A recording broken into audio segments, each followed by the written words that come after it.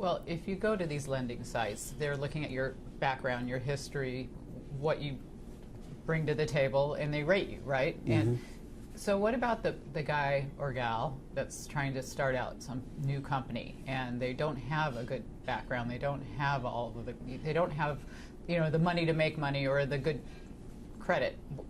Will they still be able to get the funding they need if they want to start out? Well, it's an interesting question. What I'd first say is that banks generally wouldn't touch the person you describe in the first place.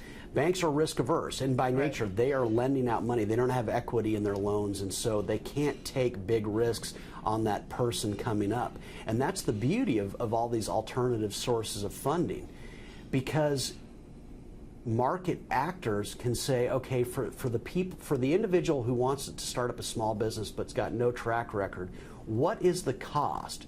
What will you savers, what will you charge for that person to get credit? And so you will have the lending clubs of the world. So for those who say, I want my savings to attain a higher yield, there will be market actors, and there already are market actors, that we call them high yield bonds. There's a way to get more expensive funding to those who don't have credit. But what's important is banks could never touch those who didn't have a credit history realistically in the first place. And so what you're describing is very important. Other market actors are going to fulfill this need.